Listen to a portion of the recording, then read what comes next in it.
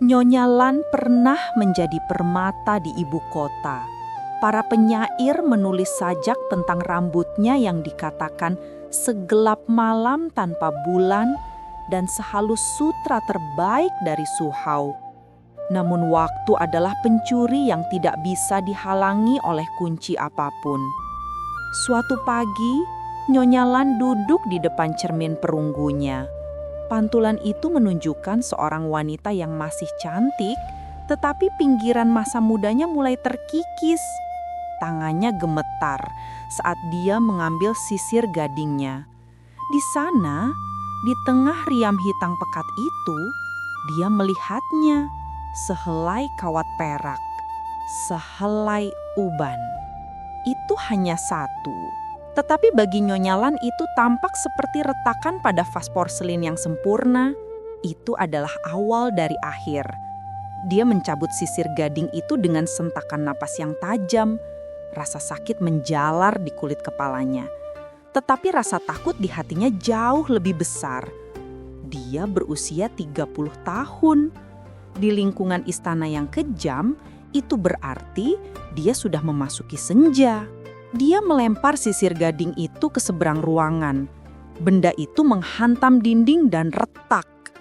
Pelayannya Xiaodan bergegas masuk membawa baskom berisi air dan handuk. Dia menatap nyonyanya dengan mata lebar yang ketakutan. Nyonya Lan menjerit padanya untuk keluar. Dia tidak ingin siapapun melihat peluruhannya. Siang itu, Nyonya Lan menutupi kepalanya dengan cadar tebal dan menyelinap keluar dari kediamannya. Dia tidak pergi ke toko kosmetik biasa di jalan utama. Dia pergi ke pasar hantu di distrik barat, tempat bayang-bayang memanjang bahkan di siang hari borong. Dia telah mendengar bisikan tentang seorang pedagang di sana, seorang pria yang tidak menjual barang dagangan, tetapi menjual keajaiban. Dia menemukannya duduk di atas tikar usang di bawah pohon willow yang sekarat. Dia sudah tua, kulitnya seperti kertas kusut dan matanya susu putih. Di hadapannya terletak satu benda di atas secarik beludu merah, sebuah sisir. Sisir itu diukir dari giok, tetapi bukan giok putih atau hijau biasa. Giok ini berwarna hijau tua yang berputar-putar, hampir hitam. Jika seseorang melihat lebih dekat, ada urat-urat merah tipis yang menjalar melalui batu itu, berdenyut samar seperti darah yang terperangkap. Pedagang itu tersenyum, memperlihatkan gusi yang tak bergigi. Dia tidak bertanya apa yang diinginkannya. Dia sudah tahu. Dia mengambil sisir itu dengan jari-jari kerangka. Dia berkata, "Ini adalah sisir simpul roh. Benda ini tidak mengurai kekusutan pada rambut. Benda ini mengurai simpul waktu itu sendiri." Nyonya Lan menatap sisir itu. Dia merasakan tarikan yang aneh, sebuah rasa lapar. Dia menanyakan harganya. Pedagang itu menggelengkan kepalanya. Dia berkata, emas itu berat dan perak itu dingin. Dia tidak menginginkan uang. Dia berkata sisir itu memberi makan dirinya sendiri. Dia memberitahunya bahwa setiap sisiran akan membuat rambutnya lebih panjang, lebih gelap dan lebih tebal. Itu akan mengembalikan kilau masa muda yang telah dicuri waktu. Tetapi dia memberikan peringatan. Dia berkata bahwa untuk setiap inci rambut yang tumbuh, satu napas akan diambil. Sisir itu tidak mencipta. Sisir itu hanya memindahkan. Sisir itu mengambil kehidupan dari dalam dan menariknya keluar. Nyonya Lan menyentuh rambutnya di balik cadar. Dia memikirkan uban yang telah dia cabut pagi itu. Dia memikirkan selir-selir muda yang memasuki istana dengan wajah segar dan masa depan yang tak berujung. Satu napas adalah harga yang kecil untuk kecantikan abadi. Dia mengambil sisir itu. Rasanya hangat di tangannya, hangat yang tak wajar, seperti memegang burung yang hidup. Dia kembali ke kediamannya dalam lamunan. Dia mengunci pintu kamar tidurnya. Dia memerintahkan Xiaodan untuk tidak mengganggunya sampai pagi. Dia duduk di depan cerminnya lagi. Dia melepas cadarnya. Dia membiarkan rambutnya terurai. Rambut itu jatuh ke bahunya, kusam dan tak bernyawa, dalam cahaya redup. Dia mengangkat sisir giok itu. Urat-urat merah di batu itu tampak bersinar. Dia meletakkan gigi sisir itu ke kulit kepalanya. Rasanya tajam, seperti jarum-jarum kecil. Dia menariknya turun melalui rambutnya. Sensasi api dingin menjalar di tulang punggungnya. Itu tidak menyakitkan, tetapi mengejutkan. Dia tersentak. Udara di paru-parunya tiba-tiba terasa tipis, seolah-olah dia baru saja berlari 1 mil. Dia batuk. Dia melihat ke cermin. Di mana sisir itu melewat, rambutnya hadah berubah. Dia tidak lagi kusam. Itu bersinar dengan kecemerlangan yang menakutkan. Itu lebih hitam dari tinta. Dan itu lebih panjang. Terlihat jelas lebih panjang. Hanya dalam satu gerakan, bagian rambut itu telah tumbuh 1 inci. Nyonya Lan menatap tak percaya. Dia menyentuh rambut itu. Lembut, kuat, perfect. Dia menyisir lagi. Sentakan napas lagi. Perasaan dadanya yang mengencang kembali terasa. Udara berdesis di tenggorokannya. Tetapi rambutnya tumbuh 1 inci lagi. Itu menjuntai melewati bahunya sekarang. Tebal dan indah. Dia menyisir lebih cepat. Gerakan demi gerakan, napasnya datang dalam hembusan yang dangkal dan kasar. Jantungnya memalu, rusuknya seperti ngengat. Tetapi dia tidak bisa berhenti menatap pantulan itu. Wanita di cermin itu bersinar, ubannya hilang. Rambutnya adalah air terjun malam yang mengalir turun ke punggungnya, mencapai pinggangnya, mencapai pinggulnya. Dia merasa gelombang pusing. Penglihatannya kabur sesaat dan melemah. Dia menjatuhkan sisir itu ke meja riasnya. Dia mencengkeram tepi meja rias, mencoba menenangkan dirinya. Paru-parunya terasa terbakar. Dia merasa terkuras seperti dia tidak tidur selama berhari-hari. Tetapi kemudian dia mendongak. Wanita di cermin itu tersenyum kembali padanya. Dia tampak bercahaya. Rambutnya luar biasa. Itu melilit di bahunya seperti jubah pelindung hidup dan berkilau. Nyonya Lan tertawa. Itu tawaan yang lemah dan terengah-engah. Dia mengambil sisir itu lagi. Giok itu berdenyut sekarang, menyamai irama jantungnya yang melambat. Dia menjalarkan ibu jarinya di atas urat merah itu. Mereka tampak lebih terang. Hanya sedikit lagi, bisiknya pada dirinya sendiri. Hanya sampai menyentuh lantai. Dia tidak memperhatikan bahwa ruangan itu menjadi lebih dingin.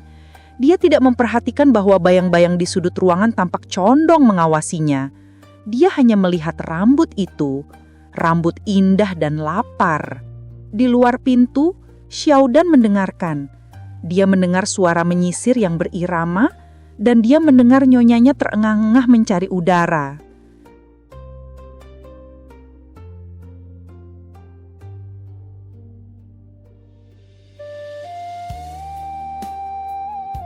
Kecantikan Nyonya Lan mekar kembali dengan ganas. Dalam seminggu, dia bukan lagi wanita yang memudar di pinggiran istana. Dia adalah pusat gravitasi. Rambutnya yang hitam legam dan berkilau seperti air raksa menjadi pembicaraan di setiap sudut pavilion. Para kasim berbisik tentang bagaimana rambut itu seolah menyerap cahaya lilin. Para selir lain menatapnya dengan campuran kekaguman dan kedengkian yang membara. Kaisar sendiri akhirnya datang. Dia yang sudah berbulan-bulan tidak menginjakkan kaki di kediaman Nyonya Lan, tiba-tiba muncul di ambang pintu, terpesona oleh rumor tentang kebangkitan kecantikan selirnya. Nyonya Lan menyambutnya dengan senyum yang sempurna, meskipun dadanya terasa sesak, seolah-olah diikat oleh tali besi. Kaisar menyentuh rambutnya. Dia memuji kelembutannya. Dia membenamkan wajahnya di sana, menghirup aroma samar yang bukan wangi bunga, melainkan wangi tanah basah dan sesuatu yang tua. Nyonya Lan merasakan kebanggaan yang memabukkan. Ini sepadan. Setiap napas yang hilang, setiap detak jantung yang melambat, Semuanya sepadan untuk merasakan sentuhan Kaisar lagi. Malam itu, Kaisar menginap. Nyonya Lan berbaring di sampingnya. Namun dia tidak bisa tidur. Napasnya dangkal. Dia harus berjuang untuk menarik udara ke dalam paru-parunya. Rasanya seperti ada batu berat yang menekan dadanya. Saat dia terbaring di sana, menatap langit-langit yang dicatat, dia merasakan sesuatu, sebuah gerakan. Itu bukan gerakan Kaisar yang tidur nyenyak di sampingnya itu. Itu gerakan di bantalnya sendiri. Di sekitar lehernya, rambutnya bergerak. Itu bukan gerakan jatuh karena gravitasi. Itu adalah gerakan meluncur yang lambat dan sengaja, seperti ular yang terbangun dari hibernasi. Helaian-helaian rambut hitam itu bergeser, mereka melingkar perlahan, ujung-ujungnya yang halus menggeliti kulit lehernya, bukan dengan kelembutan sutra, tetapi dengan sentuhan dingin yang menyelidiki. Nyonya Lan ingin menjerit. Dia ingin duduk dan menarik rambut itu menjauh, tetapi tubuhnya lumpuh. Dia terlalu lemah. Sisir itu telah mengambil terlalu banyak napasnya hari ini. Dia hanya bisa berbaring di sana, kaku, ketakutan.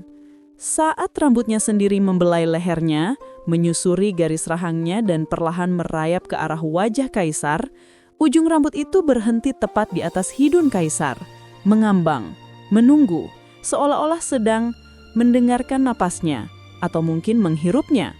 Nyonya Lan memejamkan mata, memaksakan dirinya untuk percaya bahwa ini hanyalah mimpi buruk akibat kelelahan. Ketika dia membuka matanya lagi saat fajar, rambut itu sudah diam, terhampar rapi di bantal, seolah tidak pernah terjadi apa-apa. Kaisar bangun dengan wajah pucat. Dia mengeluh sakit kepala dan mimpi buruk tentang tercekik. Dia pergi dengan tergesa-gesa. Nyonya Lan ditinggalkan sendirian dengan rasa dingin yang menetap di tulang-tulangnya. Dia memanggil Xiaodan. Pelayan itu masuk membawa teh pagi. Namun saat melihat Xiaodan, nampan di tangannya bergetar.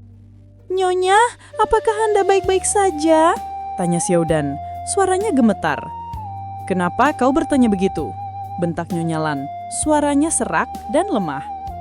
Xiaodan mengambil cermin perunggu dan dengan ragu mengarahkannya ke Nyonya Lan. Nyonya Lan melihat pantulannya. Rambutnya lebih indah dari sebelumnya. Tebal, berkilau, jatuh sampai ke lantai seperti jubah ratu. Tetapi wajah di balik rambut itu adalah wajah orang sakit. Kulitnya bukan lagi putih porselin, melainkan abu-abu pucat. Tulang pipinya menonjol tajam. Lingkaran hitam di bawah matanya begitu dalam sehingga dia terlihat seperti mayat yang didandani. Dan bibirnya membiru seolah-olah dia kedinginan atau kekurangan oksigen. "Tidak," jerit Nyonya Lan dalam hati. "Tidak boleh ada yang melihat ini." Dia mengambil bedak tebal, dia memulas wajarnya dengan lapisan putih untuk menutupi warna abu-abu itu. Dia memerahkan pipinya, dia mewarnai bibirnya, dia menciptakan maskar kehidupan di atas wajar kematiannya. Dia mengambil sisir giok itu lagi, dia butuh lebih banyak. Jika rambutnya lebih indah, mungkin orang tidak akan memperhatikan wajahnya. Mungkin jika rambutnya cukup panjang, dia bisa menyembunyikan seluruh tubuhnya yang layu di balik itu. Dia mulai menyisir. Sakitnya sekarang lebih nyata. Setiap tarikan sisir terasa seperti kait pancing yang ditarik melalui paru-parunya. Dia tersenggap-senggap. Udara menolak masuk. Tetapi rambut itu tumbuh dengan kecepatan yang mengerikan. Sekarang sudah menyentuh lantai, menumpuk di sekitar kakinya seperti genangan tinta hitam. "Nyonya, hentikan!" teriak Xiaodan. Dia tidak tahan lagi melihat nyonyanya menyiksa diri. Dia maju, mencoba meraih tangan Nyonya Lan. "Jangan sentuh aku," desis Nyonya Lan. Tetapi Xiaodan sudah menyentuh armi Nyonya Lan. Saat itu juga rambut di lantai bereaksi. Itu terjadi begitu cepat. Kumpulan rambut yang tergeletak di kaki Nyonya Lan melesat aik. Seperti cambuk hitam, rambut itu melilit pergelangan tangan Xiaodan. Xiaodan menjerit. Dia mencoba menarik tangannya, tetapi rambut itu kuat. Lebih kuat dari kawat baja. Rambut itu mengencang, memotong kulit pergelangan tangan Xiaodan. Darah menetes. "Lepaskan dia!" teriak Nyonya Lan pada rambutnya sendiri. Itu adalah perintah yang gila, tetapi dia tahu rambut itu hidup. Rambut itu tidak mendengar, justru rambut itu merayap aik menilit lengan Xiaodan, menarik pelayan itu mendekat. Ujung-ujung rambut yang tajam mengarah ke leher Xiaodan.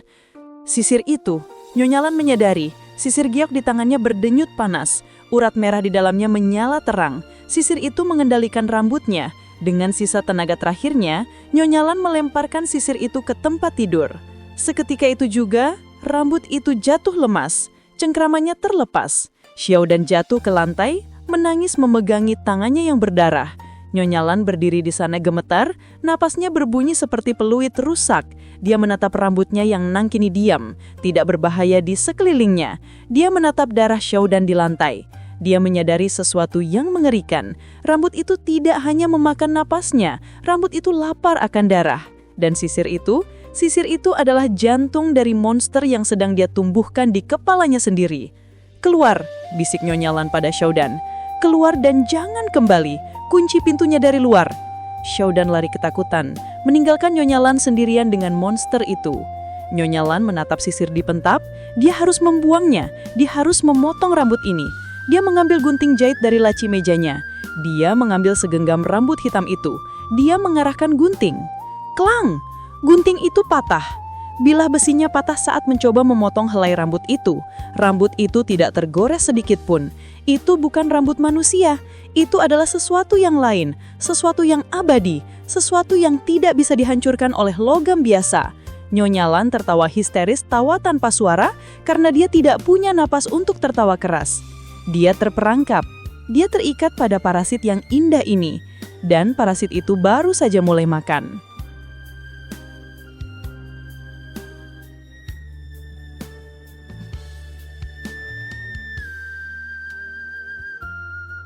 Tiga hari berlalu sejak Xiaodan melarikan diri. Nyonya Lan tidak keluar dari kamarnya. Dia tidak makan, dia tidak minum, dia bahkan hampir tidak bernapas. Seluruh ruangan kini telah berubah menjadi sarang. Rambut hitam itu tidak lagi hanya menumpuk di lantai. Rambut itu telah merambat naik ke dinding, melilit pilar-pilar kayu, dan menutupi jendela seperti tirai tebal yang menghalangi matahari. Ruangan itu gelap gulita, berbau apek dan amis darah kering. Nyonya Lan duduk di tengah-tengah sarang itu, di atas kursi kayunya yang mewah. Dia tidak lagi terlihat seperti wanita. Dia terlihat seperti mayat yang didudukkan. Kulitnya abu-abu kusam, menempel erat pada tulang tengkoraknya. Matanya cekung ke dalam, dikelilingi lingkaran hitam yang memar. Bibirnya pecah-pecah dan ungu. Dia tidak memegang sisir itu lagi. Sisir giuk itu tergeletak di pangkuannya, berdenyut dengan cahaya merah yang sakit-sakitan. Sisir itu tidak perlu dipegang untuk bekerja sekarang. Sisir itu telah berakar. Nyonya Lan bisa merasakan akar-akar rambutnya menembus kulit kepalanya, mengebor masuk ke dalam tengkoraknya, meminum langsung dari otaknya. Dia adalah boneka. Rambut itu adalah dalangnya. Tiba-tiba, pintu kamarnya digedor. "Lan, buka pintu ini!" Suara Kaisar terdengar marah dan khawatir. Para pelayan bilang kau sakit. Mereka bilang ada bau busuk dari kamarmu. Nyonya Lan ingin berteriak. Dia ingin memperingatkan Kaisar untuk lari. "Pergi, Yang Mulia, jangan masuk. Ada monster di sini." Tetapi tenggorokannya kering, pita suaranya lumpuh. Rambut itu telah melilit lehernya. Menekan sedikit saja cukup untuk mencegah suara keluar, tetapi membiarkan sedikit udara masuk agar inangnya tetap hidup. "Buka, atau aku akan mendobraknya," teriak Kaisar. Rambut di sekeliling ruangan bereaksi.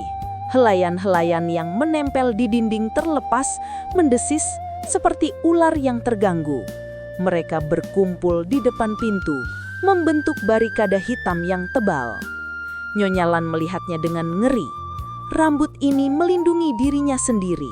Rambut ini tahu ada ancaman yang datang. Brak! Pintu kayu itu bergetar. Brak! Kayu di sekitar kunci retak. Kaisar tidak sendiri. Ada penjaga bersamanya. Nyonya Lan memandangi lilin yang menyala di meja riasnya. Satu-satunya sumber cahaya di ruangan itu. Api kecil itu menari-nari. Api. Pikiran itu melintas di benaknya yang kabur. Besi tidak bisa memotongnya. Mungkin api bisa membakarnya. Jika dia membakar rambut ini, mungkin dia akan mati terbakar juga. Tetapi itu lebih baik. Lebih baik mati sebagai manusia daripada hidup sebagai inang parasit ini. Dia mengumpulkan sisa tenaganya yang terakhir. Dia mencoba berdiri. Rambut yang melilit kakinya mengencang, menahannya di kursi. "Lepaskan aku," jeritnya dalam hati. Dia menjatuhkan tubuhnya ke samping. Kursi itu terguling. Dia jatuh ke lantai yang tertutup karpet rambut. Dia merangkak. Dia menyeret tubuhnya yang lemah, inci demi inci menuju meja rias. Rambut-rambut itu menggeliat di bawahnya, mencoba menariknya kembali. Tetapi keinginan untuk mati memberinya kekuatan. Brak. Pintu terbuka. Cahaya matahari sore menyerbu masuk, menyilaukan mata Nyonya Lan yang terbiasa dalam gelap. Kaisar berdiri di ambang pintu, pedang terhunus, 2 penjaga di belakangnya. "Lan," panggil Kaisar, suaranya tercekak. Dia melihatnya. Dia melihat wanita yang dicintainya kurus kering, seperti tengkorak merangkak di lantai. Dia melihat rambut hitam itu, rambut yang memenuhi seluruh ruangan bergerak-gerak hidup dan berdenyut. "Demi langit," bisik Kaisar, "apa ini?" Nyonya Lan tidak menoleh. Dia sudah dekat dengan meja rias. Dia mengulurkan tangan kurusnya meraih kaki meja dan mengguncangkannya. Lilin itu goyah. "Jatuhlah, mohon Nyonya Lan." Lilin itu jatuh. Apinya menyentuh tumpukan rambut tebal di lantai. Nyonya Lan memejamkan mata, menunggu panasnya api, menunggu pembersihan. Tetapi tidak ada api yang menyebar. Terdengar suara mendesis yang mengerikan, seperti daging basah yang terkena besi panas. Rambut itu tidak terbakar. Rambut itu menjerit. Suara jeritan tinggi yang menyayat hati keluar dari tumpukan rambut itu. Asap hitam pekat membumbung, berbau seperti rambut dan darah gosong. Api lilin itu padam seketika, ditelan oleh massa hitam yang marah. Rambut itu marah. Salah satu untayan rambut yang tebal melesat ke arah Kaisar seperti tombak. "Awas!" teriak salah satu penjaga. Penjaga itu melompat ke depan, mendorong Kaisar. Ujung rambut itu menembus dada penjaga. Tembus baju zirah, tembus daging, tembus punggung. Penjaga itu tersentak, matanya melotot. Rambut itu tidak hanya menusuk. Rambut itu mulai menyebar di dalam tubuhnya, menjalar melalui pembuluh darahnya. Dalam hitungan detik, tubuh penjaga itu layu, kulitnya mengering menjadi abu-abu. Rambut itu meminumnya, menghisap seluruh cairan tubuhnya dalam sekejap. Mayat kering penjaga itu dilempar ke samping seperti boneka rusak. Kaisar jatuh terduduk, wajahnya pucat pasi. Dia menatap horor yang tak terlukiskan. "Monster!" teriak Kaisar. "Bunuh monster itu!" Penjaga kedua menyerang, menebas rambut itu dengan pedangnya. Pedang itu berdenting seolah memukul batu lalu patah. Rambut itu melilit leher penjaga kedua, mengangkatnya ke udara dan mematahkan lehernya dengan suara krak yang muak. Kini hanya tersisa Kaisar dan Nyonya Lan. Nyonya Lan melihat dari lantai. Dia melihat Kaisar, pria yang dia cintai, pria yang dia ingin pikat dengan kecantikannya, kini merangkak mundur dengan air mata ketakutan di wajahnya. Rambut itu bersiap untuk menyerang lagi. Ujung-ujungnya yang tajam terarah ke jantung Kaisar. "Tidak!" jerit Nyonya Lan. Kali ini suaranya keluar, bukan suara manusia, tetapi suara parau yang dipaksakan melalui tenggorokan yang rusak. Dia tidak bisa membiarkan ini. Dia melakukan semua ini untuk Kaisar. Jika Kaisar mati, semua ini sia-sia. Nyonya Lan melihat sisir giuk itu yang terletak di sampingnya. Di lantai, sisir itu bersinar merah terang, berdenyut seirama dengan serangan rambut itu. Itu jantungnya. Dia tidak bisa memotong rambutnya. Dia tidak bisa membakarnya. Tetapi mungkin dia bisa mencabut akarnya. Bukan akar di kepalanya, tetapi akar dari kutukan itu. Nyonya Lan merangkak, bukan ke arah Kaisar, tetapi ke arah sisir itu. Rambut-rambut itu menyadari tujuannya. Mereka berbalik menyerang inangnya sendiri. Mereka membelit kaki Nyonya Lan, membelit tangannya, menariknya jauh. Nyonya Lan menggigit bibirnya sampai berdarah. Dia menggunakan rasa sakit itu sebagai bahan bakar. Dia mengulurkan tangannya. Jari-jarinya kurus menyentuh sisir giok itu. Panas. Sisir itu membakar kulitnya. Dia menggenggamnya. Dia tidak melemparnya. Dia tidak mematahkannya. Dia tahu dia tidak cukup kuat untuk mematahkan batu bertuah itu. Dia melakukan satu-satunya hal yang dia tahu akan menyakiti rambut itu. Dia menusukkan gigi-gigi tajam sisir giok itu ke dalam dadanya sendiri. Tepat ke jantungnya. Darah menyembur, merah segar, rambut di seluruh ruangan itu membeku. Mereka tidak memakan darah inang dengan cara ini. Mereka memakannya perlahan. Tusukan langsung ke jantung adalah pelanggaran kontrak. Itu adalah bunuh diri inang. Nyonya Lan menatap Kaisar untuk terakhir kali. Lari, bisiknya tanpa suara. Sisir itu di dadanya mulai menyerap darahnya dengan rakus. Terlalu banyak darah, terlalu cepat. Batu itu tidak sanggup menampung banjir kehidupan yang tiba-tiba keluar. Urat-urat merah di dalam giok itu bercahaya menyilaukan. Retak, suara retakan kecil terdengar dari sisir itu. Lalu sisir itu meledak. Bukan ledakan api, tetapi ledakan energi merah. Pecahan giok terlempar ke segala arah. Bersamaan dengan hancurnya sisir itu, rambut-rambut hitam yang memenuhi ruangan itu menjerit. Jeritan 1000 jiwa yang terperangkap. Rambut-rambut itu mulai memutih. Warnanya memudar dari hitam pekat menjadi abu-abu, lalu menjadi putih kusam, dan akhirnya hancur menjadi debu. Nyonya Lan jatuh ke belakang. Rambut di kepalanya juga rontok, hancur menjadi abu, menyisakan kepala yang botak dan berdarah. Dia terbaring di lantai, lubang di dadanya mengalirkan darah terakhirnya. Dia merasa dingin, tetapi dadanya terasa ringan. Beban itu telah hilang. Napasnya pendek, tetapi itu napasnya sendiri. Kaisar merangkak mendekatinya. Dia tidak peduli pada darah atau pada debu rambut yang menjijikkan. Dia mengangkat kepala Nyonya Lan ke pangkuannya. "Lan," kata Kaisar menangis.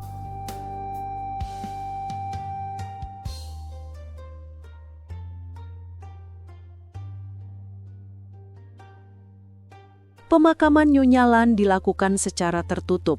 Tidak ada upacara besar, tidak ada tangisan massal dari para pelayat. Kaisar memerintahkan agar jasadnya dibakar segera di halaman belakang istana. Dia beralasan itu adalah penyakit menular. Tidak ada yang berani membantah titah putra langit, meskipun para pelayan berbisik tentang abu putih aneh yang berterbangan dari tumpukan kayu bakar itu. Istana kembali tenang, atau setidaknya terlihat tenang di permukaan. Namun, perubahan mulai terjadi. Perubahan yang lambat dan merayap seperti lumut di batu basah. Kaisar yang dulu dikenal bijaksana dan gemar berburu kini jarang terlihat di luar pavilion pribadinya.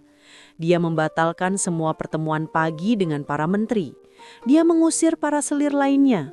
Dia mengunci diri di ruang kerjanya. Desas-desus mulai menyebar di antara para kasim. Mereka bilang Kaisar berubah. Mereka bilang dia tidak lagi memotong rambutnya. Dalam tradisi istana, rambut Kaisar selalu dirawat dengan sangat teliti, dipotong rapi, disanggul sempurna di bawah mahkota naga. Tetapi para pelayan yang membawakan makanan melihat sesuatu yang meresahkan. Rambut Kaisar terurai, panjang, terlalu panjang untuk waktu yang begitu singkat. Suatu malam, Kasim Kepala memberanikan diri masuk untuk menyalakan dupa. Ruangan itu gelap gulita. Tirai-tirai tebal menutupi jendela menghalangi cahaya bulan. Udara di dalamnya dingin dan berbau amis samar, persis seperti bau kamar Nyonya Lan sebelum dia meninggal. "Yang mulia," panggil Kasim Kepala dengan suara gemetar. Kaisar duduk di tahtanya, membelakangi pintu. Dia tidak mengenakan jubah naga kuningnya. Dia mengenakan jubah hitam polos. Rambutnya terhampar di lantai, menyebar di sekitar tahta seperti genangan tinta. "Keluar!" Suara kaisar terdengar parau dan ganda, seolah ada dua orang yang berbicara dari satu tenggorokan. Kasim kepala membeku. Dia melihat gerakan di lantai. Rambut kaisar bergerak, bukan karena angin. Rambut itu menggeliat perlahan di atas batu lantai, melingkar di kaki tahta. "Hamba hanya ingin menyalakan lampu," kata Kasim kepala. Kaisar menoleh perlahan. Kasim kepala menjatuhkan pematik apinya. Wajah kaisar pucat pasi. Matanya cekung dikelilingi lingkaran hitam pekat. Tetapi yang paling mengerikan adalah bayangannya. Lilin yang dibawa Kasim kepala memproyeksikan bayangan kaisar ke dinding. Bayangan kaisar duduk di tahta. Tetapi di belakang bayangan itu ada bayangan lain. Bayangan seorang wanita dengan rambut yang sangat panjang. Bayangan itu memeluk bayangan kaisar, membelai kepalanya seolah-olah sedang menyisirnya. Itu adalah Nyonya Lan, atau apapun yang tersisa darinya. Kaisar tersenyum, senyum yang bukan miliknya. "Dia suka kegelapan," kata kaisar sambil mengelus rambutnya sendiri. Cahaya membuatnya lapar. Kasim kepala mundur ketakutan. Dia ingin lari, tetapi sebelum dia bisa mencapai pintu, rambut di lantai melesat maju. Pintu ruang kerja kaisar tertutup rapat. Teriakan Kasim kepala teredam di dalamnya dan kemudian sunyi. Bulan berganti bulan. Istana menjadi tempat yang suram. Bunga-bunga di taman layu, burung-burung tidak lagi berkicau. Para menteri yang mencoba memprotes ketidakhadiran kaisar satu persatu menghilang secara misterius. Mereka yang masuk ke pavilion kaisar tidak pernah terlihat lagi. Rakyat mulai menderita. Pajak dinaikkan bukan untuk membangun bendungan atau jalan, tetapi untuk membeli minyak rambut khusus yang terbuat dari ramuan langka dan darah hewan. Bertonton minyak dikirim ke istana setiap minggu. Di dalam pavilion utama, kaisar duduk di singgasananya. Dia tidak lagi memerintah manusia, dia memerintah rambut. Seluruh haula tahta telah berubah menjadi sarang raksasa. Rambut hitam tebal menutupi pilar, menutupi langit-langit, menutupi lantai. Tulang bulang para menteri dan pelayan yang hilang tersembunyi di balik tirai rambut itu, menjadi pupuk bagi pertumbuhannya. Kaisar tua dan lemah duduk di tengah. Rambutnya sendiri telah menyatu dengan rambut di ruangan, menghubungkannya dengan dinding, dengan lantai, dengan atap. Dia adalah jantung dari organisme raksasa ini. Dia memegang sebuah benda di tangannya, bukan tongkat kerajaan, bukan pedang. Dia memegang pecahan sisir jiok, pecahan yang dia pungut dari abu Nyonya Lan. Pecahan itu kecil, tapi masih berdenyut dengan cahaya merah. Itu adalah benihnya. Kaisar menatap pecahan sisir itu dengan tatapan kosong. Dia ingat samar-samar tentang seorang wanita yang dia cintai, wanita yang mengorbankan dirinya. Tetapi ingatan itu terasa jauh, seperti mimpi orang lain. Sekarang yang ada hanyalah rasa lapar yang tidak pernah puas. Tiba-tiba pintu aula maju terbuka. Seorang pangeran muda, putra mahkota melangkah masuk. Dia membawa pedang pusaka kerajaan, di belakangnya berdiri pasukan pemberontak. Mereka datang untuk menggulingkan tiran itu. Mereka datang untuk menyelamatkan kerajaan. "Ayah!" teriak pangeran. "Akhiri kegilaan ini!" Kaisar mengangkat kepalanya. Rambut-rambut di seluruh ruangan mendesis, bangun dari tidurnya. Ribuan ujung tajam mengarah ke para penyusup. "Kau tidak mengerti, anakku," kata kaisar. Suaranya bergema dari seluruh dinding. "Ini bukan kegilaan, ini adalah keabadian." Rambut-rambut itu menyerang. Pertarungan itu singkat dan brutal. Pedang memotong rambut, tetapi rambut tumbuh kembali lebih cepat. Para prajurit ditarik ke langit-langit, dimakan oleh atap yang hidup. Pangeran berdiri sendiri di depan ayahnya. Dia menebas rambut yang mencoba menggapai kakinya. Dia berlari menaiki tangga tahta. Dia menusukkan pedangnya ke dada kaisar. Kaisar tidak menjerit, dia hanya tersenyum. "Kau dikira kau bisa membunuhku?" tanya kaisar. "Aku hanyalah wadah." Tubuh kaisar layu seketika saat pedang menembusnya. Kulitnya mengering menjadi debu. Rambut-rambut di ruangan itu menjerit. Tetapi kemudian pangeran merasakan sesuatu yang dingin di tangannya. Rambut dari mayat ayahnya merambat naik ke bilah pedang, melilit tangan pangeran masuk ke dalam pori-porinya. Pangeran mencoba melepaskannya, tetapi dia tidak bisa. Dia merasakan dingin yang nikmat menjalar di lengannya menuju jantungnya. Dia mendengar bisikan di kepalanya. Bisikan ribuan suara yang menjanjikan kekuatan, yang menjanjikan keindahan, yang menjanjikan hidup abadi. Pangeran menjatuhkan pedangnya. Matanya yang tadinya penuh tekad, kini menjadi kosong. Kemudian pupil matanya melebar menjadi hitam pekat. Dia melihat bayangannya sendiri di dinding. Bayangan kaisar berdiri di belakangnya. Dan di belakang bayangan kaisar ada bayangan Nyonyalan atau apapun yang tersisa darinya. Pangeran yang kini menjadi kaisar baru duduk di tahta ayahnya. Dia membelai rambutnya yang mulai memanjang dengan cepat. "Tutup pintunya," perintahkan kaisar baru kepada ruangan yang kosong. Pintu aula maju tertutup sendiri, ditarik oleh rambut-rambut hitam itu.